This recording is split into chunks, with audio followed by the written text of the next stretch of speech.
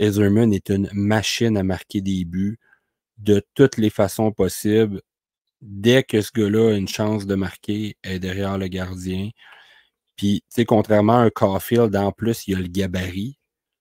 Puis, il est encore plus diversifié qu'un Caulfield, que tu sais, il a un excellent tir, Yzerman, mais il ne dépend pas que de son tir pour marquer des buts. C'est un genre d'Austin Matthews qui, peut-être, le côté défensif, il est à travailler du côté d'Yzerman, mais tu sais, moi, Yzerman, là, ça fait 2 ans que je vous en ai parlé dans le chat, là. Puis qu'est-ce que j'avais dit il y a 2 ans, là, avant même qu'il fasse le saut, j'ai dit c'est un marqueur de 50 buts. Puis, tu sais, puis il y avait 16 ans, 15, 16 ans, là. Naturel. C'est un naturel. Puis moi, ce que j'aime pas des gens qui disent, qui parlent d'Yzerman, c'est qu'ils pensent que c'est juste un tir. Le gars, il a un solide gabarit, très bon patin quand même pour son gabarit. Là. Ben, pas un gros gabarit, mais dans le sens qu'il suit il est 6 pieds, 200 livres, il a un bon patin. Moi, je trouve qu'il y a une présence playmaking sous-estimée dans son jeu. C'est normal que ce soit toujours lui qui tire, parce que c'est lui qui reçoit la rondelle. Tu sais, il a joué avec Bednarik, puis il a joué avec Max Plant, puis il a joué avec Baker. Puis c'est normal que les gars, ils se revirent vers lui, puis ils se disent « Hey, je vais lui donner à pas parce qu'il est capable de mettre dedans de partout, de toutes les façons. » Il y a des matchs que j'ai vus.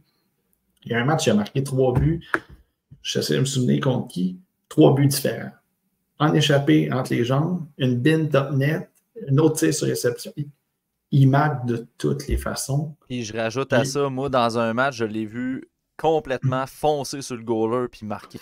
Puis il y a un flair offensif qui est très, tu sais, c'est hors du commun, un gars comme ça, parce qu'il attaque. Tu sais, moi, j'entendais des gens dire, ouais, mais il arrive en deuxième vague, tout ça, puis tu sais, il est à la remorque, tout ça. Ouais, il est à la remorque, pourquoi? Parce que tabarouette, le jeu, il se dirige.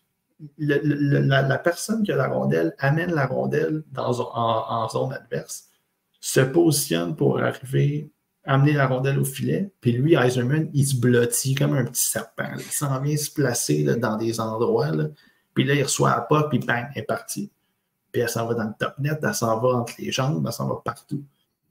Fait que c'est pas nécessairement... C'est que le gars, il est tellement fin, il est astucieux dans sa façon de se présenter sur la patinoire qui fait en sorte qu'il est toujours placé pour dégainer, toujours placé. Puis le pire de tout, là, c'est un peu comme Ovechkin, là, c'est que ce gars-là, tu le sais qu'il va l'avoir la rondelle. Puis tu peux faire tout ce que tu veux avec ce gars-là, puis dire on va le couvrir, il va recevoir pareil, puis quand il va recevoir, il va en mettre dedans. Je te dis, parce que l'année passée, on l'a entendu beaucoup, ça. Yzerman et Hagen sont bons parce qu'ils jouent ensemble, mais c'est parlait, puis ils ne seront pas aussi bons. Ils sont aussi bons chacun de leur bord cette année. Là. Puis